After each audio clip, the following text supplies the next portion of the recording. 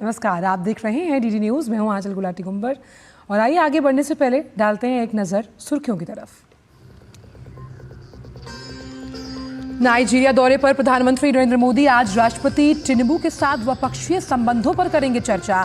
भारतीय समुदाय को भी करेंगे संबोधित।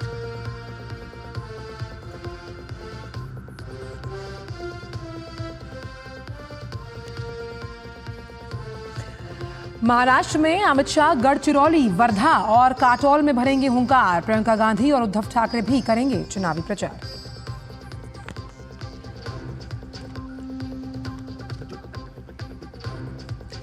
झारखंड में जेपी नड्डा आज गोमिया, सिंदरी और नाला में करेंगे जनसभा। जेएमएम, कांग्रेस और अन्य दलों का भी प्रचार जारी।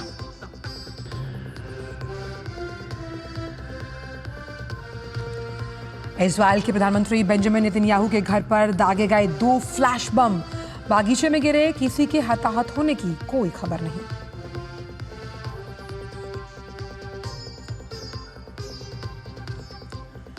और खेल की खबरों में महिला एशियन हॉकी चैंपियंस ट्रॉफी में भारत का मुकाबला जापान से आज। कल चीन पर जीत के साथ तालिका में शीर्ष पर पहुंचा भारत।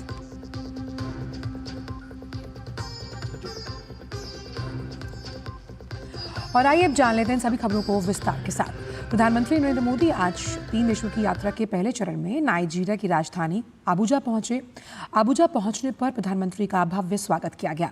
हवाई अड्डे पर नाइजीरिया के मंत्री प्रधानमंत्री के सम्मान में अबुजा शहर की चाबी प्रतीकात्मक रूप में उनको भेंट की और किसी भारतीय प्रधानमंत्री का 17 सालों में नाइजीरिया का ये पहला दौरा है।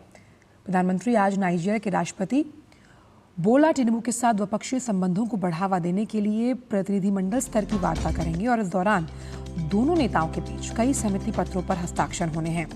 2007 में भारत और नाइजीरिया संबंधों को रणनीतिक साझेदारी का दर्जा दिया गया था। प्रधानमंत्री मोदी भारतीय समुदाय के लोगों को संबोधित करेंगे। नाइजीरिया में लगभग 60,000 भारतीयों का एक बड़ा समुदाय है। ये पश्चिम अफ्रीका में भारतीय प्रवासियों का सबसे बड़ा केंद्र है।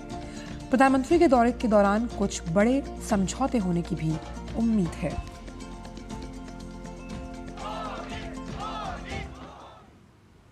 प्रधानमंत्री के अबुजा में होटल पहुंचने पर लोगों ने उनका भव्य स्वागत किया। इस मौके पर स्कूल की बच्चियों ने प्रधानमंत्री के लिए लावणी नृत्य पेश किया और प्रधानमंत्री के साथ फोटोज खिंचवाई। देखिए डीडी न्यूज संवाददाता विशाल बैरिस्टो की ये खास रिपोर्ट।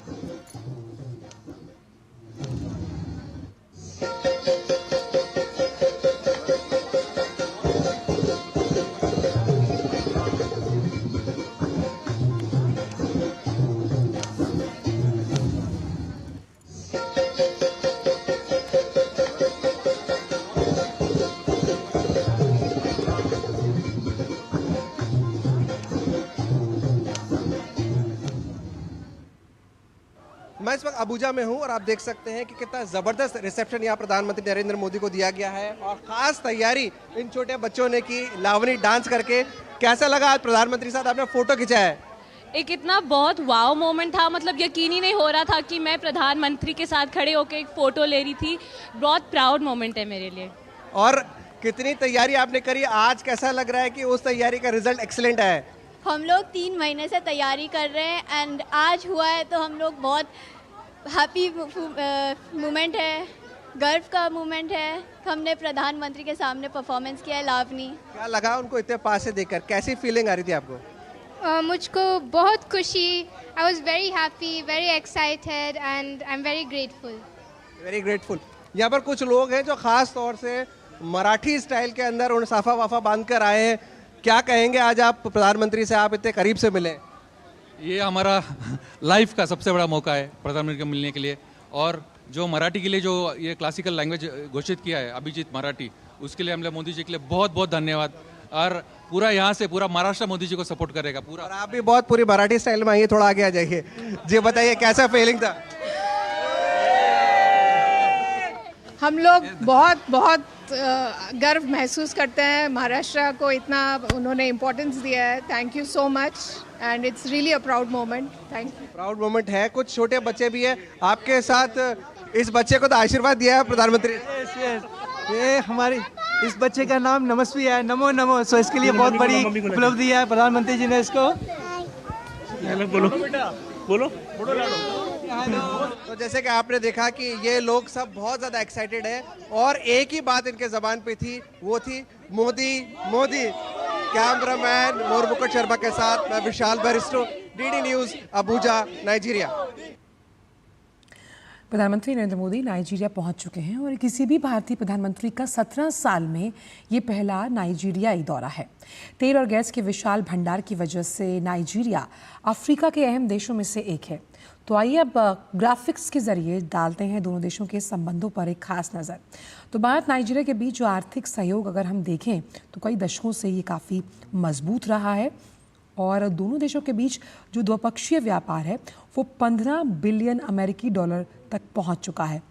और हम मान सकते हैं कि व्यापार का एक महत्वपूर्ण हिस्सा जो है वो तेल पर आधारित है।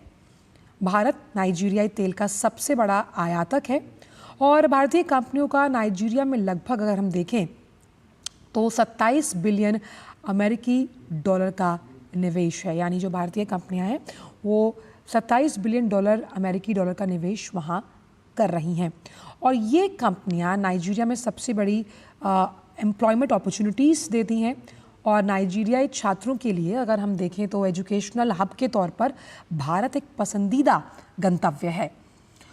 और जो तमाम काम से जुड़े हुए पेशेवर हैं, वर्किंग प्रोफेशनल्स हैं, नाइजीरियाई पेशेवरों को तैयार करने में दोनों देशों के बीच शिक्षा का अहम योगदान है। शिक्षा एक सेतु के रूप में काम करती है और डिफेंस सेक्टर की जब हम बात करते हैं तो ये एक बहुत बड़ा क्षेत्र है क्योंकि यहाँ पर सैन्य प्रशिक्षण शामिल है। दोनों देश मिलकर यहाँ काम करते हैं इस सेक्टर में और भारतीय अधिकारी नाइजीरिया में प्रमुख रक्षा संस्थानों के स्थापना में भी मददगार साबित हुए हैं और ग्लोबल साउथ की आवाज़ के तौर पर भारत इन देशों की आवाज़ कई मल्टीलैटरल फोरम्स पर पुरजोर तरीके से उठाता रहा है।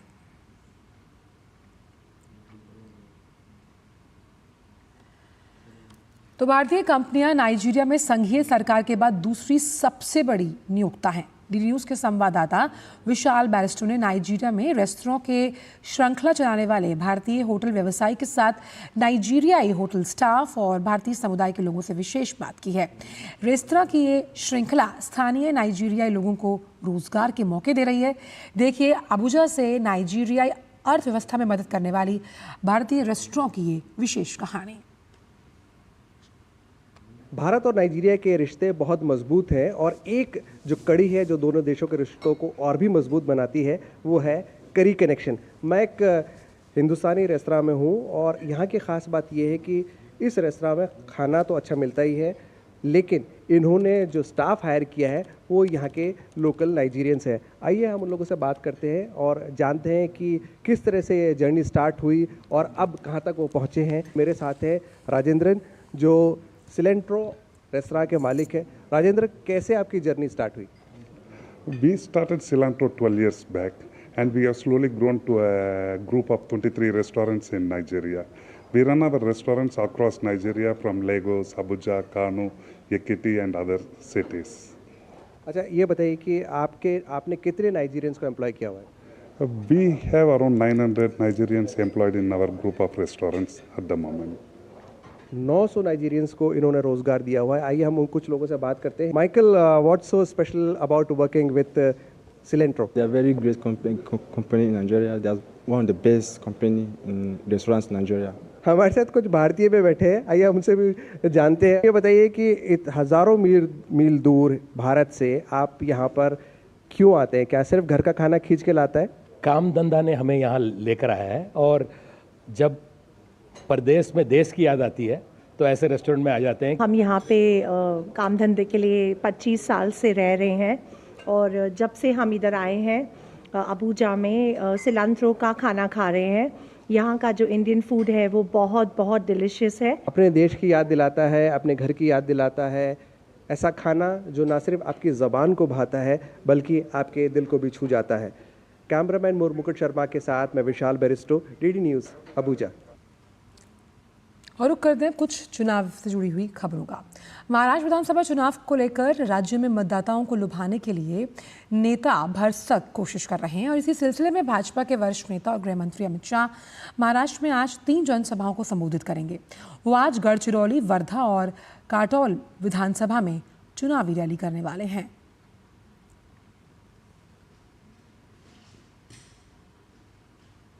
शिवसेना उद्धव गुट के प्रमुख उद्धव ठाकरे आज पालघर विधानसभा और बोईसर विधानसभा में 2 जनसभाएं करेंगे। उद्धव ठाकरे की इस जनसभा को महाराष्ट्र स्वाभिमान सभा का नाम दिया गया है। तो प्रचार में दिग्गज जुटे हैं। उद्धव ठाकरे पालघर और बोईसर में चुनावी जनसभा को संबोधित करने वाले हैं।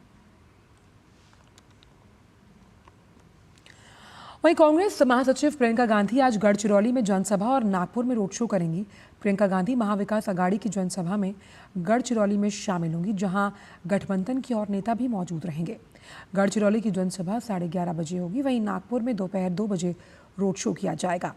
ये रोड शो अवस्थी चौक से अहबाब कॉलोनी चौक होते हुए गांधी गेट, शिवाजी पुतला चौक से बडकस चौक तक किया जाएगा। महाराष्ट्र चुनाव में पुणे शहर सबसे महत्वपूर्ण क्षेत्रों में से है। एक पुणे को ऑक्सफोर्ड ऑफ ईस्ट भी कहा जाता है, जहां के ऐतिहासिक शिक्षण संस्थान में देश विदेश से छात्र पढ़ने आते हैं और इस शहर में अधिकांश संस्थान और कॉलेज शिवाजी नगर विधानसभा क्षेत्र में है। इस बार क्या है इस क्षेत्र का चुनावी मिजाज, देखते हैं हमारे संवाददाता धीरज कुमार की इस खास रिपोर्ट के जरिए। फर्गुसन कॉलेज, पुणे विश्वविद्यालय, सावित्री फुले विश्वविद्यालय, modern college of business management जैसे ख्याति प्राप्त संस्थान पुणे को पूर्व का ऑक्सफोर्ड का दर्जा दिलाते हैं। ये कॉलेज ऐतिहासिक हैं, जहां के होनहार छात्रों ने आगे चलकर खुद पुणे को शिक्षा का केंद्र बनाने में अग्रणी भूमिका निभाई। पुणे ये विद्वज्जनों का शहर पहले से रहा है, उसके कारण जो एजुकेशनिस्ट है वो सब पढ़े लिखे और बहुत ही ज्ञानी लोग थे। उसके वजह से जो एजुकेशनल इंस्टीट्यूट को उन्होंने बढ़ावा दिया, उसकी वजह से पुणे का नाम हो गया। शैक्षणिक शिल्पी पुणे के शैक्षणिक केंद्र को विरासत से जोड़ते हैं, जो समय के साथ सांस्कृतिक शहर में फलता फूलता गया, जहां ऐतिहासिकता के साथ आधुनिकता है, विरासत है। इसकी हिस्ट्री जो देखे तो वो प्री इंडिपेंडेंट एरा में जाती है और ये बहुत पुराना लिगेसी है एजुकेशन का शिवाजी नगर में से। और शिवाजी नगर एक तरह से बोल सकते हैं कि हार्ट ऑफ एजुकेशन संस्था है, कि जैसे आप यहाँ पे पूरा यूनिवर्सिटी ही, शिवाजी नगर एक पूरा का पूरा यूनिवर्सिटी ही है। शिक्षा के अधिकांश संस्थान पुणे के शिवाजी नगर विधानसभा क्षेत्र में पड़ते हैं, जहां शिक्षा, शैक्षणिक संस्थान और आधारभूत संरचनाओं को बढ़ावा देना इस बार के चुनाव का प्रमुख मुद्दा है। बीजेपी ने यहां से 2019 के विधायक सिद्धार्थ शिरोले पर एक बार फिर भरोसा जताया है। शिरोले क्षेत्र को एजुकेशन हब बनाने, मेट्रो स्टेशन को विस्तार देने, इलेक्ट्रिक बसों के जरिए यातायात को बेहतर बनाने और पानी की समस्या को दूर करने का दावा करते हैं। जो 30 मेट्रो स्टेशन अभी पुणे शहर में पूरे, उसमें से 10 मेट्रो स्टेशंस हमारे शिवाजी नगर में। पूरे कॉन्स्टिट्यूंसी में Pune is the only city जहाँ पे 550 के ऊपर इलेक्ट्रिक बसेस है। काफ़ी सारे अर्बन रिन्यूअल के प्रोजेक्ट्स पिछले 5 साल में हमने एड्रेस किए हैं और काफ़ी कंप्लीशन को आए हैं और अगले 5 साल में भी काफ़ी सारे प्रोजेक्ट्स लाइंड अप है। शिवाजी नगर के संस्थानों ने पुणे शहर को ख्याति दी है। यहाँ उच्चतम और आधुनिक शिक्षा के लिए छात्र खिंचते चले आते हैं। अब देखना होगा कि यहाँ के मतदाता भाजपा और बागी उम्मीदवारों में किसे अपने प्रत्याशी के रूप में पसंद करते हैं। पुणे शहर के शिक्षा केंद्र ने इस शहर को अंतर्राष्ट्रीय ख्याति दी है। यही कारण है कि बच्चों की पहली पसंद पुणे शहर हो जाता है। बात अगर हम चुनाव की करें तो इस बार के चुनाव में शिक्षण संस्थानों का विकास एक प्रमुख चुनावी मुद्दा है, जिसे विकसित करने का दावा सभी राजनीतिक दल कर रहे हैं। अब देखना होगा कि यहाँ के मतदाता किस दल के प्रत्याशी को अपना आशीर्वाद देते हैं। कैमरामैन सुमित धीमान के साथ धीरज कुमार, डीडी न्यूज, शिवाजी नगर। और फिलहाल वक्त छोटे से ब्रेक का है, आप देखते रहिए डीडी न्यूज। आपके घर के खाने में रेस्टोरेंट जैसा स्वाद ले आए MDH का शाही पनीर मसाला। पनीर को क्या मस्त बना डाला। बीमारी मानो हमारे घरों की सदस्य हुआ करती थी। खराब पानी की बीमारी, सिकल सेल की बीमारी। मैं 60 साल की हूँ। मैंने खुद कभी शौचालय नहीं देखा था, कभी रात को बिजली में खाना नहीं खाया था, पर ये सब कल की बात है। आज सरों पर पक्की छत है, आज घरों में शौचालय है, सिकल सेल की जांच हो रही है। हमारे पास आयुष्मान कार्ड है। विश्वास है हमारे बच्चे वो कष्ट नहीं झेलेंगे जो हमने झेले थे। आज हमारे बच्चे एकलव्य जैसे रेसिडेंशियल स्कूलों में पढ़ते हैं। एक भी आदिवासी भाई बहन ना छूटे, इसलिए मन से काम कर रहे हैं। प्रधानमंत्री नरेंद्र मोदी जी हमारा खूब ध्यान रख रहे हैं। जब सही प्रयास किए जाते हैं तो सही परिणाम मिलता ही है। देश के सभी वन बंधुओं को जनजातीय गौरव दिवस की बधाई। एक ऐसा तबका जो रिटायरमेंट के बारे में आज भी बिल्कुल नहीं सोचता, वो है औरतें। औरतें कमा के भी वल्नरेबल हैं। सो एनपीएस एक इक्वालिटी ला रहा है। हम सब एक बराबर प्लेटफॉर्म पे हैं। अपने बेहतर कल को सुनिश्चित करने के लिए एनपीएस जरूरी है। MDH का किचन किंग किचन में हो तो हम सब कुछ बना सकते हैं। बैंगन का भरता, आलू गोभी, भिंडी मसाला और भी बहुत कुछ। MDH। ब्रेक के बाद सभी का स्वागत। बीते कई वर्षों से सोलापुर के अनार उत्पादन से जुड़े किसान उत्पादन और उसकी वैश्विक पहचान को लेकर काफ़ी मशक्कत कर रहे हैं, लेकिन पिछले कई सालों में सोलापुर के अनार का न सिर्फ उत्पादन बढ़ा बल्कि विदेशों में भी अपनी उसने खास पहचान बनाई, और ये सब सरकार के तमाम जो प्रयास हैं उससे मुमकिन हो पाया। ऐसे में इस बार के विधानसभा चुनाव में राजनीतिक तौर पर इसका फ़ायदा किसको कितना मिलेगा, आइए जानते हैं हमारे सहयोगी उर्मिलेश भट्ट की इस ग्राउंड रिपोर्ट के जरिए। दुनिया भर में सोलापुर की एक खास पहचान बन चुकी है अनार। महाराष्ट्र देश का अग्रणी अनार उत्पादक राज्य है और इस उत्पादन में सोलापुर महाराष्ट्र में नंबर 1 है। सोलापुर के अधिकांश किसानों को इस खेती से लाखों रुपए की आमदनी हो रही है। दरअसल पिछले कुछ सालों में सरकार ने किसानों को नई सहूलतें दी हैं। राष्ट्रीय अनार अनुसंधान केंद्र सोलापुर को हाईटेक बनाया।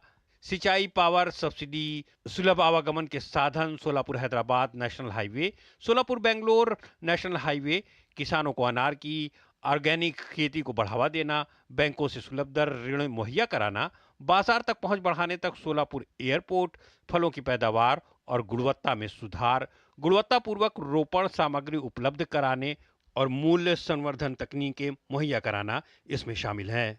सबसे ज़्यादा प्लांटेशन महाराष्ट्र में सोलापुर डिस्ट्रिक्ट में है। बहुत बड़े पैमाने पे एक्सपोर्ट हो रहा। अनार में अगर बेनिफिट हुआ तो किसान लाली लाल होता है।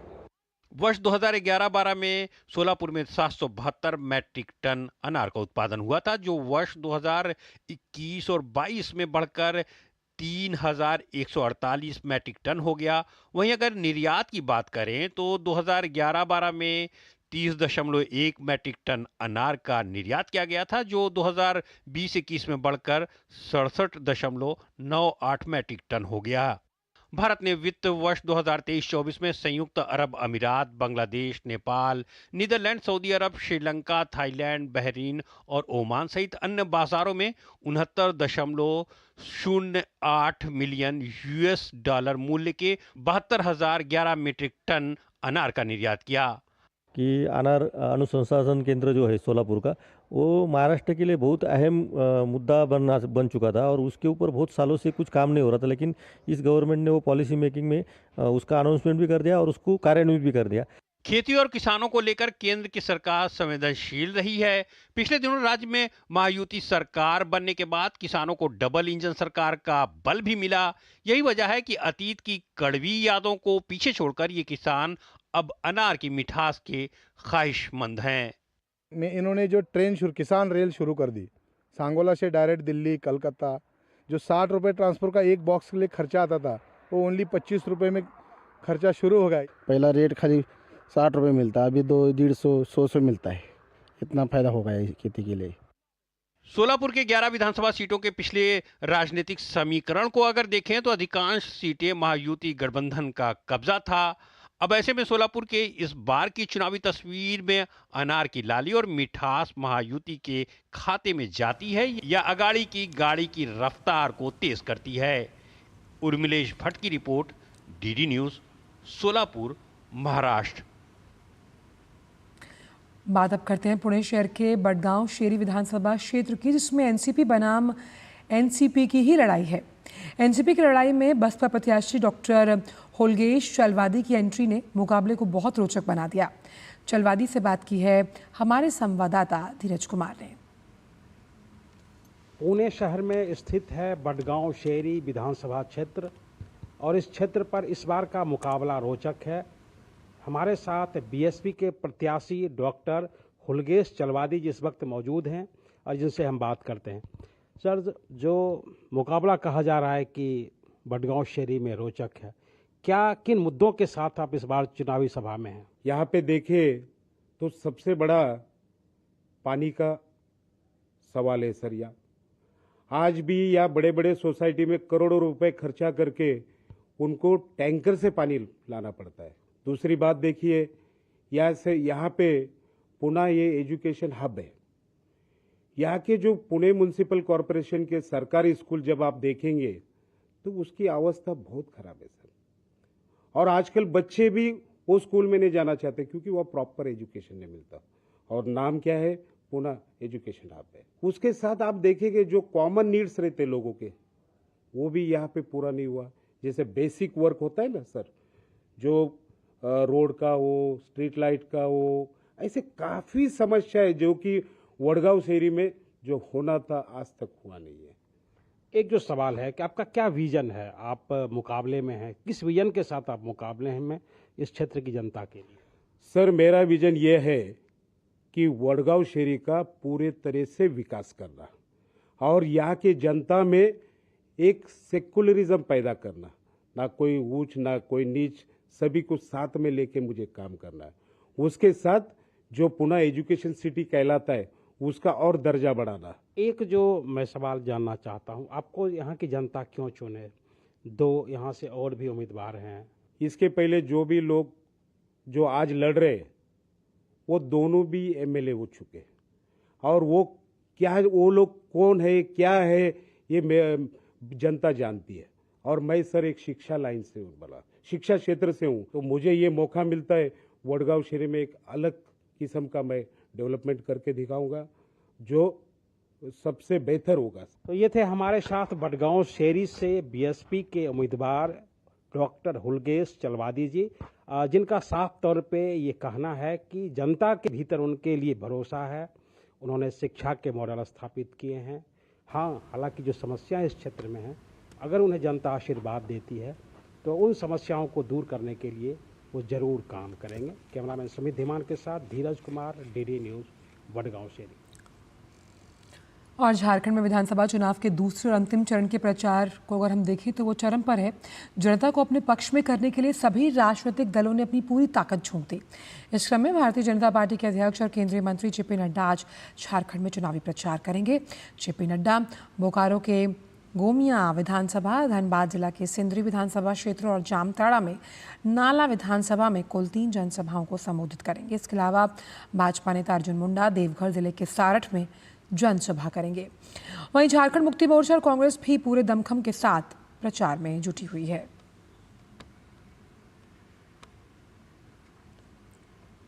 झारखंड विधानसभा चुनाव के दूसरे चरण में बाकी बची 38 सीटों पर 20 नवंबर को वोट डाले जाएंगे। दूसरे चरण के लिए राजनीतिक दलों ने अपनी पूरी ताकत झोंक दी और सभी को अपने अपने वायदे और दावे के साथ वो मैदान पर उतरे। लेकिन झारखंड की जनता क्या सोचती है, बोकारो के लोगों से बात की है हमारे संवाददाता अजीत द्विवेदी ने। झारखंड में विधानसभा चुनाव के दूसरे चरण में 38 सीटों के लिए 20 नवंबर को मतदान होना है और जिसमें कि बोकारो विधानसभा सीट भी शामिल है। हम इस समय श्री राम मंदिर इलाके में है। यहाँ पर एक स्ट्रीट फूड जोन है जहाँ पर कि बड़ी संख्या में युवाओं की भीड़ यहाँ पर जुटती है। तो कुछ युवाओं से ही हम बात करेंगे, जानेंगे कि इस बार क्या प्रमुख मुद्दे हैं झारखंड में चुनाव को लेकर। 5 साल सिर्फ बरगलाया गया है, कोई रोजगार की सुविधा नहीं है। हेमंत सरकार ने हमें बरगलाने का काम किया है, हमेशा लाठी खाने के लिए युवाओं को आगे छोड़ दिया है। विधानसभा चुनाव में प्रमुख मुद्दा बोल के आए थे हेमंत सोरेन जी कि हम सरकार में आएंगे तो हर साल 5 लाख नौकरी देंगे। कहाँ गया नौकरी पता नहीं है। उनके कार्यकाल में वो उन्होंने नौकरी सिर्फ अपने लोगों को देने का काम किया। 3 बार एग्जाम को कैंसिल किया गया। सीजीएल को 35-35 लाख में बेचने का काम हेमंत सरकार द्वारा किया गया है। और जहाँ तक बात है विकास का, तो हमारे विधायक जो क्षेत्रीय विधायक हैं आज 70 साल में जितना इस बोकारो में विकास नहीं हुआ है उतना विकास हमारे क्षेत्र विधायक जी के द्वारा हुआ है। बांग्लादेशी घुसपैठ बड़ा मुद्दा है इस बार, तो किस तरह देखते हैं? क्या ये मुद्दा लोगों को समझ में आ रहा है? इस मुद्दे को किस तरह देखते हैं? एकदम समझ में आ रहा है, लोग समझ चुकी है। जो जेएमएम सरकार है ये हम लोग को बगला रही है और सबको ला के बांग्लादेश को बुझा रहा है अपना वोट बैंक ही बढ़ाने के लिए, लेकिन हम लोग हिंदू जगे हुए हैं। अगर हम ऐसे घुसपैठिए लोग को जो जेएमएम सरकार है समर्थन दे रही है तो आज हमारा ये राज्य और ये देश पाकिस्तान और बांग्लादेश बनने में ज़्यादा समय नहीं लगेगा।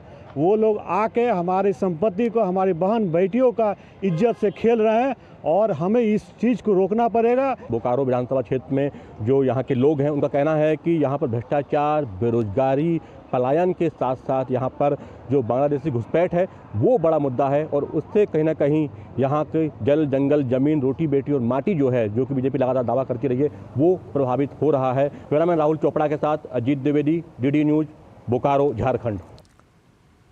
भारत ने अपनी पहली लंबी दूरी की हाइपरसोनिक मिसाइल का सफल परीक्षण किया। यह परीक्षण ओडिशा के तट पर डॉक्टर एपीजे अब्दुल कलाम द्वीप से किया गया।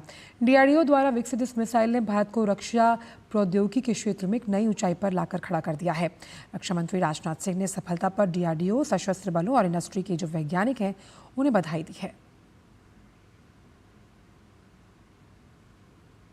दिल्ली एनसीआर में धुंध भरी स्थिति बनी हुई है और आज सुबह अधिकतर इलाकों में जो AQI है वो गंभीर श्रेणी में रहा।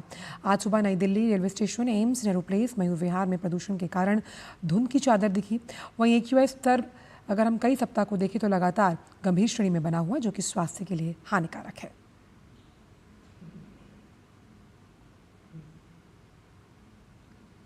पराली किस तरह से हमें और हमारे पर्यावरण को नुकसान पहुंचा रही है, उसके क्या समाधान हो सकते हैं, इसे लेकर सिरसा के मोहम्मदपुरिया गांव से विद्यार्थी बहुत जागरूक नजर आए और इन विद्यार्थियों का मानना है कि पराली को किस तरह से इसका समाधान किया जाना चाहिए। इसको लेकर हमारे संवाददाता गिरीश निशाना ने उनसे बात की है। आइए आपको वो सुनवाते हैं और हमें दीजिए इजाजत इसी के साथ।